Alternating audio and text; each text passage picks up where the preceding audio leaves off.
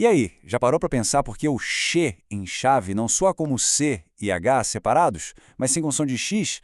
Ou por que o R em carro tem aquele som forte, bem diferente de um R sozinho? Pois é, a resposta para isso tudo está num conceito bem interessante da nossa língua, os dígrafos. Hoje a gente vai desvendar de vez esse mistério. Bora lá? A grande questão é essa, né? Como é que pode duas letras se juntarem para representar um único som? Parece até um truquezinho de mágica da língua, não parece? Mas olha, não é mágica não, é gramática mesmo. E o nome desse truque é dígrafo. Vamos entender direitinho como ele funciona. Então, vamos direto ao ponto para entender esse conceito de uma vez por todas. Afinal, o que exatamente é um dígrafo? E tá aí a definição. Um dígrafo nada mais é do que o encontro de duas letras que representam um único fonema, ou seja, um som só. A palavra-chave aqui é som. A gente não está falando de duas letras que a gente pronuncia separado, como o B e o R em braço. Não. A gente está falando de um time, uma dupla, tipo o NH em ninho, que trabalha junto para criar um som único e inseparável. Essa é a ideia central, a equação que resume tudo. Duas letras entram e o que sai é um som. Simples assim. Essa transformação é a pura essência do dígrafo. É uma ideia bem simples, na verdade, mas que explica muita coisa na nossa escrita. Agora que a gente já entendeu o conceito, que tal conhecer os atores principais dessa história? Quem são os dígrafos que a gente encontra por aí no português? Vamos dar uma olhada na lista completa. Aqui estão eles. Temos aquele trio clássico com H, né? CH, LH, INH. Depois vem as duplas de consoantes iguais, SS e RR.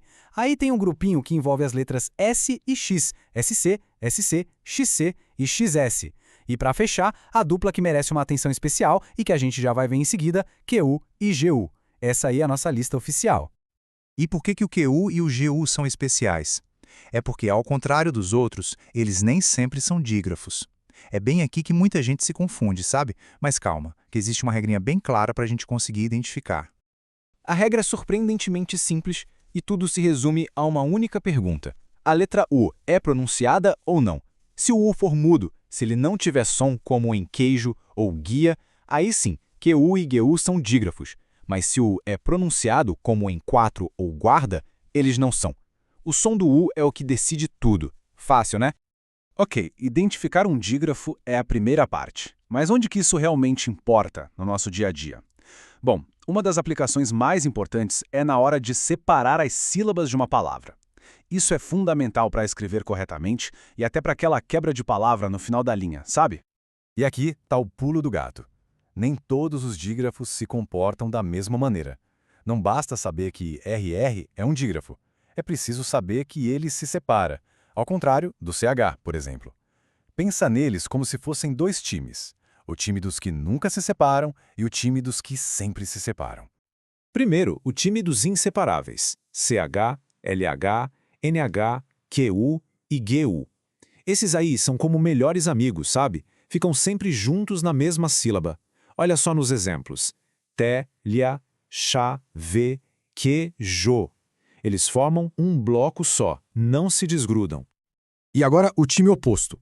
RS, SS, SC, SC, C, SX e XS. Esses aqui, olha, sempre se separam. Cada letra vai para uma sílaba diferente. O exemplo mais clássico de todos é vassoura. Um S fica em vas e o outro vai para sou. Eles precisam de espaço. Muito bem. Agora que a gente já viu toda a teoria, que tal um pequeno teste para ver se tudo ficou claro mesmo? Vamos analisar algumas palavras e colocar nosso conhecimento à prova. Tudo pronto por aí? Vamos começar com essa aqui, caderno. Dá uma olhada com atenção para as letras. Existe um dígrafo aí? Pensa um pouquinho. E a resposta é não. Em caderno, o som do R e do N são pronunciados separadamente. K, der, no.